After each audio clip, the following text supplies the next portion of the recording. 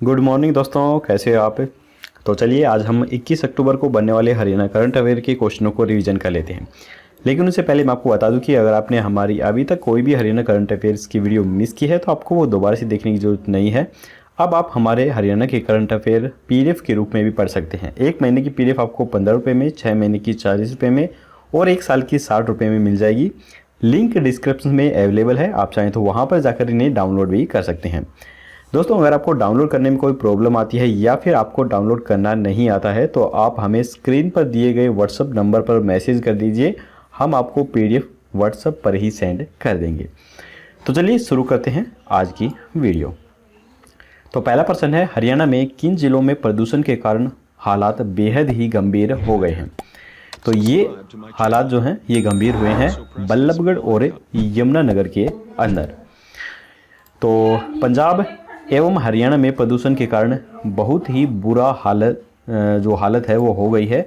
दोनों राज्यों के कई स्थानों पर स्मॉग ने लोगों का बुरा हाल कर दिया है। लोगों को सांस लेने में काफ़ी ज़्यादा तकलीफ हो रही है। कोरोना काल में लॉकडाउन के दौरान वातावरण की हालात बहुत ही सुधर गई थी, लेकिन अब पराली जलाए जाने के कारण हालत बदतर होती जा रही है। पंजाब में पिछले साल के मुकाबले इस बार 3 गुना अधिक पराली खेतों के अंदर जलाई गई है।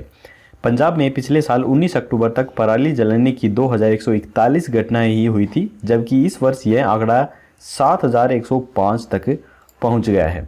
नवा शहर में सोमवार को पराली जलाने के सबसे ज़्यादा 176 मामले सामने आए हैं। हरियाणा में भी खेतों में किसानों के द्वारा पराली जलाने के मामले सामने आ रहे हैं। हरियाणा में बल्लभगढ़ और यमुनानगर में प्रदूषण से हालात काफ़ी गंभीर हो गए हैं।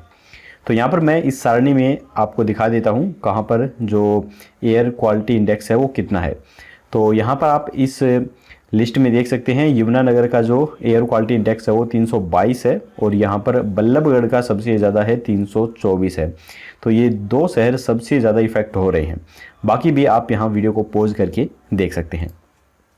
इसके बाद है, हरियाणा अनुसूचित जाति राजकीय अध्यापक संघ की राज्य इकाई के प्रधान कौन बने हैं। तो ये बने हैं डॉक्टर दिनेश। तो यहाँ पर आप फोटो में देख सकते हैं, यही है डॉक्टर दिनेश। हरियाणा अनुसूचित जाति राजकीय अध्यापक संघ का त्रिवार्षिक चुनाव रविवार को पाड़ा मोहल्ला स्थित गुरु रविदास महासभा में संपन्न हुआ। इसमें 22 जिलों के प्रतिनिधियों ने भाग लिया व राज्य कार्यकारिणी का चुनाव किया गया। इसके बाद है, 2020 और 23 की कार्यकारिणी के चुनाव के फेडरेशन के प्रदेशाध्यक्ष रामकुमार रंगा व SC-BC पावर कॉरपोरेशन यूनियन के राज्य प्रधान देशराज सरोही व हरियाणा रोडवेज SC कर्मचारी कल्याण संघ के पूर्व प्रदेश सचिव मनोज चहल ने चुनाव को संपन्न करवाया। नई कार्यकारिणी में डॉक्टर दिनेश निम्बड़िया को राज्य प्रधान व चंद्रमोहन को महासचिव चुना गया है। हाजरस के संरक्षक नरेश कुमार ने कहा है कि हाजरस की नींव मेवात की धरती पर 12/10/2006 के अंदर रखी गई थी, जो कि आज पूरे हरियाणा प्रदेश के 22 जिलों व 119 ब्लॉक में कार्यकारिणी के साथ काम कर रहा है। इसके बाद है, अब दुकान में खुली मिठाइयों की ट्रे पर लिखी होगी एक्सपायरी डेट। हाल ही में ये आदेश किस विभाग के द्वारा जारी किए गए हैं। तो ये आदेश जारी किए गए हैं FSSAI फसाई के द्वारा। तो यहाँ पर फसाई की जो फुल फॉर्म होती है वो food safety and standards authority of India होती है। लोगों को बेहतर गुणवत्ता की मिठाई उपलब्ध कराने के लिए food safety and standard authority of India की ओर से 1 अक्टूबर से नए प्रावधान लागू कर दिए गए हैं। मतलब अब मिष्ठान भंडार संचालन को काउंटर के भीतर मिठाई रखने से पहले प्रत्येक मिठाई की ट्रे पर उसकी एक्सपायरी डेट लिखनी होगी। इससे ग्राहक को देखते ही पता चल जाएगा कि उक्त ट्रे में रखी मिठाई को वह कब तक खा सकता है। तो यहाँ पर फसाई की फुल फॉर्म मैंने आपको बताई दी है, food safety and standard authority of India है और इसका जो हेडक्वार्टर है वो नई दिल्ली के अंदर है और इस एजेंसी के एग्जीक्यूटिव जो है वो रीता तोतिया है। इसके बाद है, ई लर्निंग समस्याओं को दूर करने के लिए राज्य शैक्षणिक अनुसंधान एवं प्रशिक्षण परिषद की ओर से किसकी शुरुआत की गई है। तो ये शुरुआत की गई है ई-मैट्रिक की। कोरोना महामारी के कारण जिले के सभी स्कूल बंद हैं। ऐसे में सरकारी स्कूलों में घर से पढ़ाओ योजना में ई लर्निंग विद्यार्थियों को शिक्षा दी जा रही है।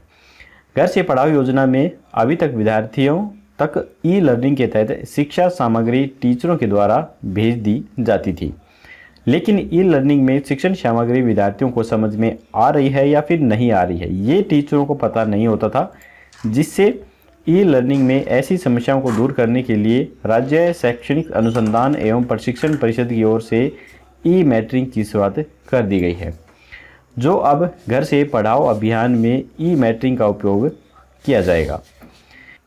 सोनीपत में national highway authority of India के द्वारा NH 352 एक वापस में किस हाईवे से कनेक्ट किया जाएगा? तो ये किया जाएगा NH 334B से। इसके बाद गोहाना से खरकोदा को जाने के लिए एक और वैकल्पिक मार्ग भी हो जाएगा। NH 352A व NH 334B को नया बाईपास कनेक्ट करेगा। NHAI द्वारा बाईपास को बनाने के लिए टेंडरिंग प्रक्रिया शुरू कर दी गई है। करीब 1700 करोड़ रुपए की लागत से NH 352A का निर्माण कार्य किया जा रहा है, जिसके अधीन ही इस बाईपास का निर्माण कार्य भी किया जाएगा। इसके लिए 150 एकड़ का अधिग्रहण किया गया है। तो यहाँ पर national highway authority of India है, इसकी स्थापना सन 1988 के अंदर की गई थी और इसका जो हेडक्वार्टर है वो नई दिल्ली के अंदर है और इसके फ़िलहाल जो चेयरपर्सन है वो संजीव रंजन है। इसके बाद है स्कूल में फर्जीवाड़ा को रोकने के लिए अब मार्कशीट और सर्टिफिकेट पर किसके डिजिटल हस्ताक्षर होंगे? तो इसका आंसर जानने से पहले दोस्तों, अगर आपको हमारी वीडियो पसंद आ रही है तो वीडियो को लाइक ज़रूर कीजिएगा और अगर आप चैनल पर पहली बार आए हैं तो चैनल को सब्सक्राइब करके घंटे पर ऑल नोटिफिकेशन ज़रूर क्लिक कीजिए, ताकि हमारी आने वाली लेटेस्ट जो वीडियो है वो आपको सबसे पहले मिल सके। तो इसका आंसर है प्राचार्य के हस्ताक्षर किए जाएंगे। अब CBSE मार्कशीट और सर्टिफिकेट पर प्राचार्य के डिजिटली हस्ताक्षर किए जाएंगे। इसके लिए CBSE ने सभी स्कूल के प्राचार्य से डिजिटली सिग्नेचर्स देने को कहा है। इसकी शुरुआत 9वीं और 11वीं के रजिस्ट्रेशन में और 10वीं और 12वीं के LOC भरने में किया गया है। इस हस्ताक्षर का इस्तेमाल बोर्ड के अलावा स्कूल गतिविधियों में भी किया जाएगा। प्राचार्य के सिग्नेचर्स को बोर्ड के साथ स्कूल रिकॉर्ड में रखा जाएगा। इससे जब ज़रूरत होगी तो हस्ताक्षर का इस्तेमाल किया जा सकेगा। बोर्ड की माने तो इससे समय की भी बचत होगी। अभी तक स्कूल में किसी काम के लिए स्कूल की मोहर का इस्तेमाल किया जाता था, तो इसके जो फ़ायदे होंगे वो भी हम जान लेते हैं। अब प्राचार्य की सिग्नेचर के लिए छात्रों को इंतज़ार नहीं करना पड़ेगा। मार्क्स वेरिफिकेशन, प्रमाण पत्र वेरिफिकेशन का काम जल्दी ही हो जाया करेगा। बोर्ड के क्षेत्रीय कार्यालय और स्कूल के बीच होने वाले काम में भी तेजी आ जाएगी। प्राचार्य के डिजिटली सिग्नेचर्स का इस्तेमाल स्कूल स्टाफ के द्वारा भी किया जा सकेगा। प्राचार्य के स्कूल में उपलब्ध नहीं होने पर भी छात्र का काम आसानी से हो जाया करेगा। इसके बाद है राज्य चुनाव आयोग ने इस बार किसका चुनाव भी EVM से कराने का निर्णय लिया है? तो ये फैसला लिया गया है ब्लॉक समिति सदस्य का चुनाव। हरियाणा में पंचायती राज चुनाव की तैयारियां शुरू हो गई हैं। राज्य चुनाव आयोग ने इस बार ब्लॉक समिति सदस्य का चुनाव भी EVM से कराने का निर्णय लिया है। अभी तक सरपंच व जिला परिषद सदस्य के लिए ही EVM से वोट पड़ते थे। अब की बार केवल पंच पद के लिए ही बैलेट्स पेपर से मतदान होंगे, बाकी सभी के लिए जो EVM मशीन है इसी का इस्तेमाल किया जाएगा। राज्य चुनाव आयोग को 24 फरवरी 2021 से पहले चुनाव प्रक्रिया संपन्न करानी होगी। इसके लिए आयोग ने 15 फरवरी तक चुनाव प्रक्रिया पूरी करने का लक्ष्य तय किया है। प्रदेश में जिला परिषद के 416 सदस्यों, ब्लॉक समिति के करीब 3200 सदस्य और 6205 सरपंचों के लिए EVM के जरिए व करीब 62,466 पंचों के लिए मतदान बैलेट पेपर के जरिए किया जाएगा। आयोग ने 20 जिलों के DC को 30 अक्टूबर तक मौजूदा वार्डबंदी के आधार पर मतदाता सूची तैयार करने के निर्देश दिए हैं। पानीपत और रोहतक में मतदाता सूचियों का अंतिम प्रकाशन 27 नवंबर को किया जाएगा। महिलाओं को पंचायती चुनाव में 50% आरक्षण के चलते ड्रा की प्रक्रिया भी दोबारा सिरे चढ़ाने की तैयारी है। सरकार इस एक्ट में बदलाव के लिए जल्दी ही प्रक्रिया शुरू करने वाली है। इसके बाद है जिलों में पुलिस महानिदेशक कार्यालय में आई रिपोर्ट के अनुसार हरियाणा पुलिस में सिपाही से लेकर निरीक्षक तक रोजगार कितने प्रतिशत कर्मचारियों को साप्ताहिक विश्राम नहीं मिल रहा है। तो ये नहीं मिल रहा है 15% तक। हरियाणा पुलिस में सिपाही से लेकर परीक्षक तक रोजाना 15% कर्मचारियों को साप्ताहिक विश्राम नहीं मिल रहा है। जिलों से पुलिस महानिदेशक कार्यालय को आय रिपोर्ट चुकाने वाली है। इनमें पाया गया है कि पुलिस मुख्यालय की ओर से साप्ताहिक विश्राम देने के लिए जारी स्थायी आदेशों की धज्जियां उड़ाई जा रही हैं। इसके बाद है सन 2016 में सिपाही से लेकर निरीक्षक तक साप्ताहिक विश्राम देने के स्थायी आदेश जारी किए गए थे, लेकिन पुलिस अधीक्षक, थाना प्रभारी, यूनिट प्रमुख सहित अन्य अधिकारी आदेशों को लागू करने में विफल रहे थे। इसके बाद है हरियाणा विधानसभा के अध्यक्ष ज्ञानचंद गुप्ता ने पानीपत में लोकल फॉर वोकल के नारे के साथ किस मार्ट का उद्घाटन किया है? तो ये किया गया है RK स्वदेशी मेगा मार्ट का उद्घाटन। तो यहाँ पर आप फोटो में भी देख सकते हैं, ये इस मेगा मार्ट का उद्घाटन कर रहे हैं।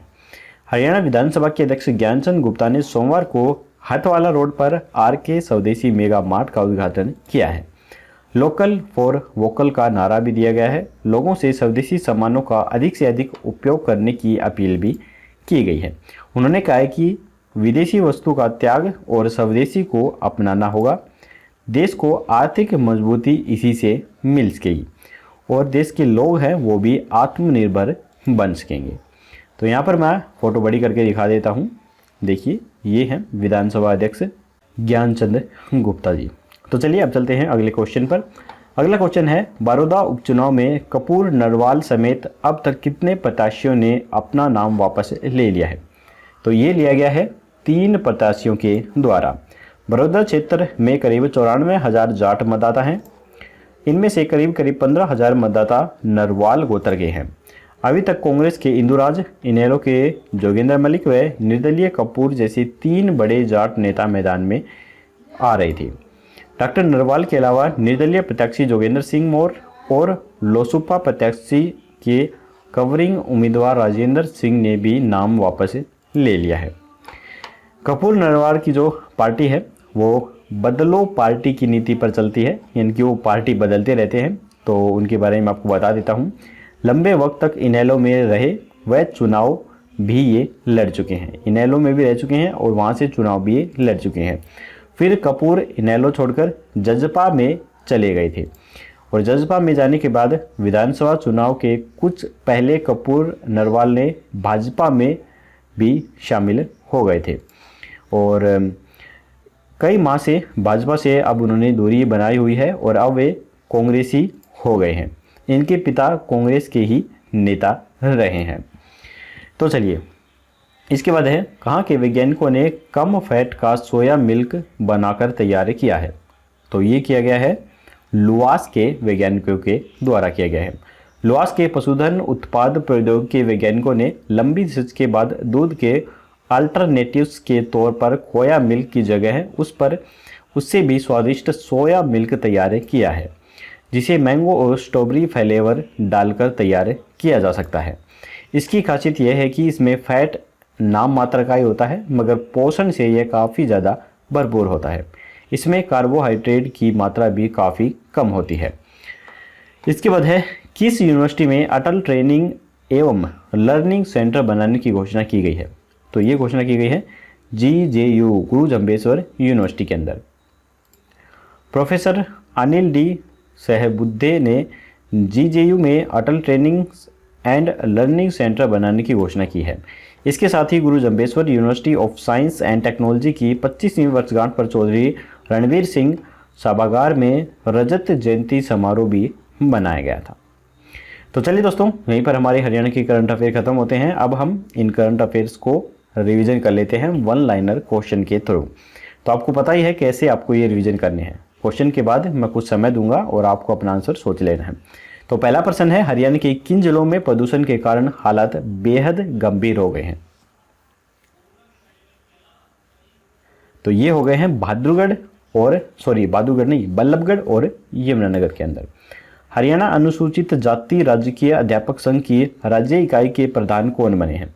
तो ये बने हैं डॉक्टर दिनेश।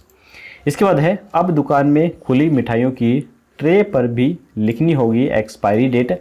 हाल ही में ये आदेश किस विभाग के द्वारा जारी किए गए हैं? तो ये जारी किए गए हैं FSSAI फसाई के द्वारा। ई लर्निंग समस्याओं को दूर करने के लिए राज्य शैक्षणिक अनुसंधान एवं प्रशिक्षण परिषद की ओर से किसकी नियुक्ति की गई है? तो ये की गई है ई मैटरिंग की नियुक्ति। इसके बाद है सोनीपत में national highway authority of India के द्वारा NH 352A को आपस में किस हाईवे से कनेक्ट किया जाएगा? तो ये कनेक्ट किया जाएगा NH 334B के साथ कनेक्ट। स्कूल में फर्जीवाड़ा को रोकने के लिए अब मार्कशीट और सर्टिफिकेट पर किसके डिजिटली हस्ताक्षर किए जाएंगे?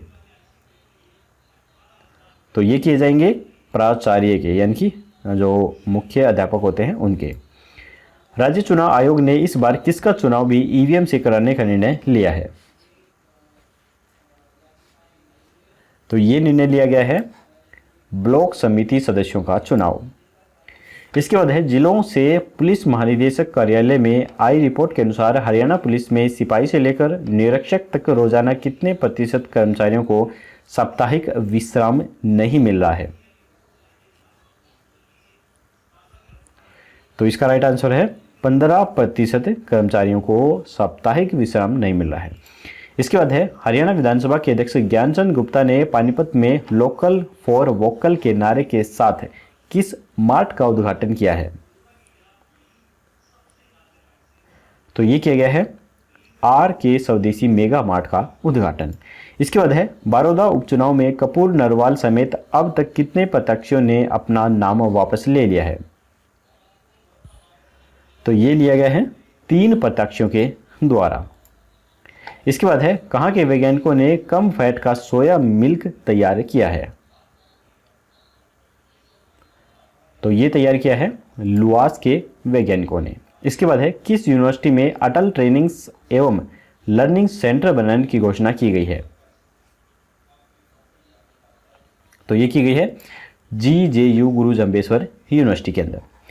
तो चलिए दोस्तों, हमारे वन लाइनर रिवीजन टेस्ट भी यहीं पर खत्म होते हैं। अब हम देख लेते हैं कल का क्वेश्चंस। कल हमने आपसे पूछा था कि हाल ही में शिक्षा विभाग के द्वारा सिलेबस का फीडबैक लेने के लिए कौन सा ऐप लॉन्च किया जाएगा? तो काफ़ी सारे स्टूडेंट ने बिल्कुल सही आंसर दिया था, और जिन्हें नहीं मालूम है उन्हें बता दूं कि इसका आंसर है समीक्षा ऐप। ये लॉन्च किया गया था। शिक्षा विभाग के द्वारा 10 सितंबर को समीक्षा ऐप लॉन्च की जा रही थी, जिसमें विद्यार्थी को ऑनलाइन पढ़ाई जाने वाला सिलेबस का पूरा हिसाब व फीडबैक भी देना होगा। अब तक शिक्षकों के द्वारा विद्यार्थियों से फीडबैक लेकर विभाग में रिपोर्ट देनी होती थी, लेकिन अब विद्यार्थियों के द्वारा फीडबैक सीधे विभाग की ऐप पर दे दिए जाएंगे। तो चलिए दोस्तों, अब हम देख लेते हैं आज का क्वेश्चन। आज का क्वेश्चन है कि हरियाणा के किस जिले में प्रमुख चौराहों पर राष्ट्रीय नायकों के फोटो लगाने का निर्णय लिया गया है? तो यहाँ पर 4 ऑप्शन है, कुरुक्षेत्र, पानीपत, करनाल या फिर अम्बाला। आपको राइट ऑप्शन हमें कमेंट बॉक्स में बताना है। कल की वीडियो में आपको इसका जवाब मिल जाएगा। तो दोस्तों, आज की वीडियो हमारी यहीं पर ख़त्म होती है। अगर आपको वीडियो पसंद आई हो तो लाइक जरूर कीजिएगा और अपने दोस्तों के साथ शेयर करना बिल्कुल मत भूलिए। तो चलिए, कल मिलेंगे ऐसी एक और नई वीडियो के साथ। तब तक के लिए जय हिंद, जय भारत।